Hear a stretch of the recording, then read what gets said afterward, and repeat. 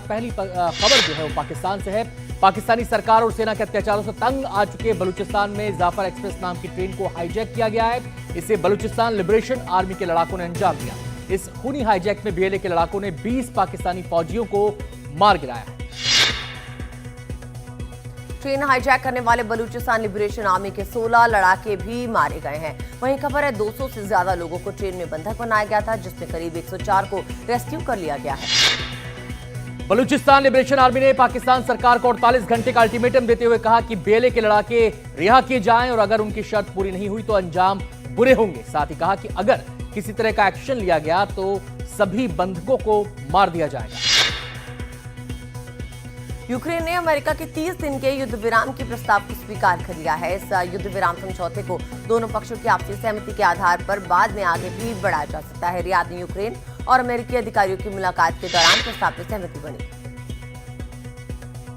8 घंटे से ज्यादा चली इस बैठक के बाद अमेरिकी विदेश मंत्री मार्को रूबियो ने कहा कि अब वो ये प्रस्ताव लेकर रूस के पास जाएंगे और इसका फैसला मॉस्को को करना है।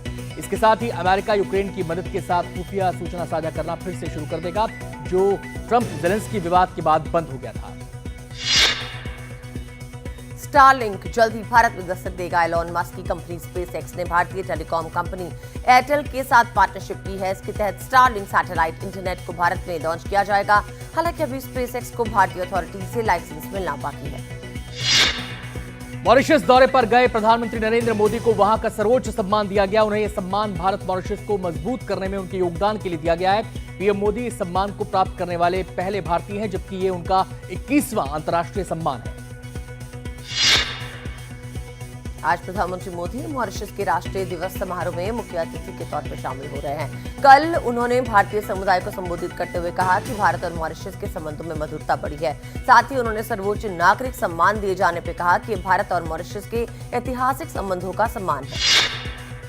बिहार के दरभंगा की मेयर अंजुम आरा के होली मनाने को लेकर दिए बयान पर सियासत गर्मा गई है। उन्होंने होली और जुमा एक ही दिन होने की वजह से प्रशासन से मांग की है कि दोपहर 12 बजे से 2 बजे तक होली पर ब्रेक लगे, जिससे जुमे की नमाज में कोई दिक्कत ना हो। साथ ही उन्होंने होली खेलने वालों से मस्जिदों और नमाज स्थलों से दूरी बनाए रखने को भी कहा है। दरभंगा मेयर के इस बयान पर प्रतिक्रिया देते हुए बीजेपी नेता कुंतल कृष्ण ने कहा कि गंगा जमुनी तहजीब को निभाने की जिम्मेदारी हमेशा हिंदुओं पे ही क्यों डाली जाती है। इस बार होली जुम्मे के दिन है, इसलिए मुसलमान भी इस तहजीब को निभाने की जिम्मेदारी उठाएं और हिंदुओं की भावना का सम्मान करें। आज इलाहाबाद हाईकोर्ट में संभल की शाही जमा मस्जिद में रंगाई पुताई की मांग से जुड़ी मस्जिद कमेटी की याचिका पर सुनवाई की जाएगी। 10 मार्च को सुनवाई के दौरान हाईकोर्ट ने एएसआई से हलफनामा मांगा था। हाईकोर्ट ने पूछा है कि मस्जिद में रंगाई पुताई, अतिरिक्त लाइटिंग, बाहरी सजावट की जरूरत है या नहीं।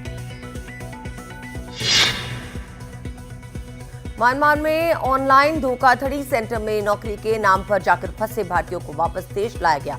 इनमें से 21 पीड़ित दिल्ली से लखनऊ पहुंचे, जहां उनसे पूछताछ हो रही है। इसमें LIU की टीम पूछताछ कर रही है। म्यांमार में ऑनलाइन धोखाधड़ी केंद्रों से रिहा 283 भारतीयों को थाईलैंड की मदद से वायुसेना के C-17 विमान से भारत लाया गया।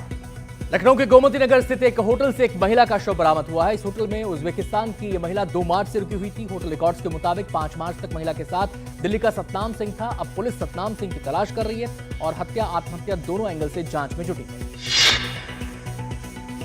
वाराणसी के महात्मा गांधी काशी विद्यापीठ में जम के मारपीट हुई। स्थानीय लोगों ने होली खेल रहे छात्र छात्राओं पर पत्थरबाजी की, जिसमें कई छात्र घायल हो गए।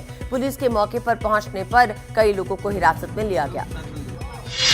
हरियाणा के सोनीपत से एक हैरान करने देने वाला वीडियो सामने आया है। इसमें एक महिला को कार ड्राइवर घसीटता हुआ नजर आ रहा है। उसने महिला को 1 किलोमीटर तक इसी तरह घसीटा। घटना के बाद पीड़ित महिला ने पुलिस पर मामला दबाने का आरोप लगाया है। उत्तराखंड के हरिद्वार से खुद को आईसीसी चेयरमैन जय शाह का पीए बता रहे शख्स को फिलहाल गिरफ्तार कर लिया गया है। वो खुद को जय शाह का पीए बताकर मीटिंग कर रहा था। 5 दिन से होटल में वीआईपी सुविधाएं ले रहा था। इस शख्स की पहचान अमरिंदर सिंह के रूप में की गई है, जो पंजाब के फिरोजपुर का रहने वाला है। आज मुंबई में शक्तिपीठ हाईवे के विरोध में 12 जिलों के किसान प्रदर्शन कर रहे हैं। राज्य भर के हजारों किसान मुंबई के आजाद मैदान में जुट रहे हैं। किसानों ने हाईवे और सरकार की नीति पर सवाल उठाए हैं। बता दें कि 802 किलोमीटर लंबा शक्तिपीठ हाईवे महाराष्ट्र के 12 जिलों से गुजरेगा और विदर्भ को पश्चिमी महाराष्ट्र से जोड़ेगा। ओडिशा विधानसभा में हंगामे को लेकर कांग्रेस विधायक तारा प्रसाद को 7 दिन के लिए निलंबित किया गया। कल सदन में बीजेपी कांग्रेस विधायक के बीच मारपीट हुई थी, जिसके बाद जमकर हंगामा हुआ और कार्यवाही स्थगित की गई थी। आज मध्य प्रदेश विधानसभा में बजट पेश होगा। ये बजट वित्त मंत्री जगदीश देवड़ा पेश करेंगे और इसके 4 लाख करोड़ रुपए से ज्यादा के होने की उम्मीद है। इस बजट में मोहन सरकार आम जनता को बड़ी सौगात दे सकती है, जिसका फोकस राज्य में विकास योजनाएं होंगी। औरंगजेब पर दिए गए विवादित बयान के मामले में एसपी नेता अबू आजमी को अंतरिम जमानत मिल गई है। कोर्ट ने उन्हें आज, कल और 15 मार्च को सुबह 11 बजे से दोपहर 1 बजे के बीच जांच अधिकारी के सामने पेश होने को कहा है। साथ ही उन्हें हिदायत दी गई है कि वो सबूतों से छेड़छाड़ नहीं करें। छत्तीसगढ़ के दुर्ग में कांग्रेस नेता और पूर्व मुख्यमंत्री भूपेश बघेल के घर समेत उनके सगे संबंधियों के 14 ठिकानों पर ईडी के छापे पड़े। इस दौरान कांग्रेस कार्यकर्ताओं ने हंगामा किया और ईडी की टीम पर पथराव भी किया। अब इस मामले में कांग्रेस के 25 कार्यकर्ताओं के खिलाफ केस दर्ज किया गया है। दिल्ली में यमुना नदी में क्रूज चलाने का रास्ता साफ हो गया है। इसको लेकर केंद्र और दिल्ली सरकार के अलग अलग विभागों में समझौता हुआ। ये क्रूज सोनिया विहार से जगतपुर तक जाएगा। इस 7 किलोमीटर की दूरी को पर्यटन स्थल के रूप में विकसित किया जाएगा। समझौते के बाद केंद्रीय मंत्री सर्बानंद सोनोवाल ने कहा कि क्रूज पर्यटन और फेरी सेवा की शुरुआत के साथ हम दिल्ली में एक नई पर्यावरण अनुकूल परिवहन प्रणाली की नींव रख रहे हैं। दिल्ली के आनंद विहार इलाके में झुग्गियों में आग लगने से हुई मौत के बाद दिल्ली सरकार ने पीड़ित परिवारों को 10-10 लाख रुपए की मदद का ऐलान किया है। हादसे के बाद कल मुख्यमंत्री रेखा गुप्ता मौके पर पहुंची और पीड़ित परिवारों से मुलाकात की और संबंधित अधिकारियों को घटना की जांच के आदेश दिए। राजस्थान के उदयपुर में देवारी और प्रतापनगर क्षेत्र की पहाड़ियों पर आग लग गई। कई घंटों से लगी इस आग को रिहायशी इलाकों तक पहुंचने से पहले काबू में कर लिया गया। 14 मार्च को होली है। इस दिन दिल्ली मेट्रो की सभी लाइनों पर सुबह से दोपहर 2:30 बजे तक मेट्रो सेवाएं बंद रहेंगी। दोपहर 2:30 बजे के बाद मेट्रो का संचालन सामान्य रूप से किया जाएगा। इसमें एयरपोर्ट एक्सप्रेस लाइन भी शामिल है।